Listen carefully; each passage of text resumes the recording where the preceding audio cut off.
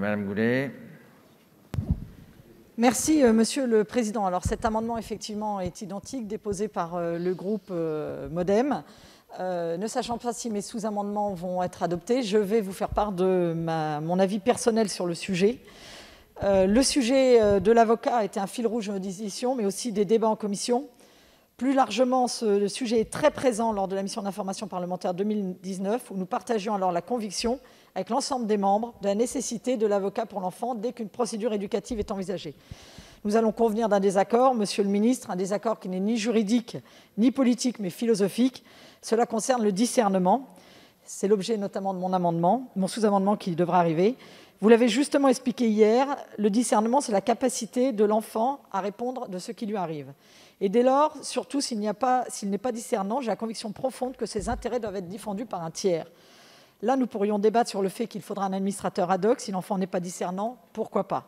Mais comprenons-nous, l'avocat est essentiel et l'amendement de la majorité, même s'il apporte une avancée, pour moi, ne sera pas effectif dans l'objectif que je me fixe. Pourquoi un juge qui va mettre en place des éléments de procédure se mettrait des bâtons dans les roues en faisant intervenir quelqu'un qui va pouvoir remettre en cause l'action de son magistrat ?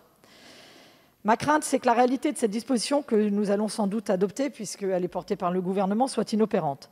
Les magistrats nous disent que l'obligation de l'avocat pour l'enfance les soulagerait. Car quel est le rôle du juge ? Faire respecter la loi, ni plus ni moins. C'est déjà une vérité au pénal, où le juge des enfants statue, alors même que l'enfant est représenté par un avocat. Ce principe doit donc se voir dupliqué à la procédure civile. Il faut également un avocat, car c'est le garant des intérêts de l'enfant et uniquement de l'enfant. C'est une source de stabilité de l'enfant, un avocat restant en place, alors qu'un juge des enfants ou un éducateur référent peut évoluer dans ses fonctions et ses attributions. C'est la capacité pour l'avocat à collecter la parole de l'enfant, distinguer les crimes et les délits que l'enfant aurait pu subir, qui n'ont pas été détectés, comprendre les mécaniques familiales, déterminer le désir de l'enfant à être placé chez un tiers digne de confiance ou un membre de la famille. J'en finis.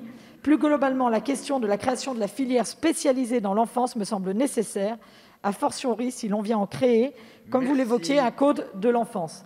Je vous en conjure, monsieur le ministre, revoyons et soyons plus ambitieux sur l'avocat. 647, amendement de la commission. Je vais être assez rapide.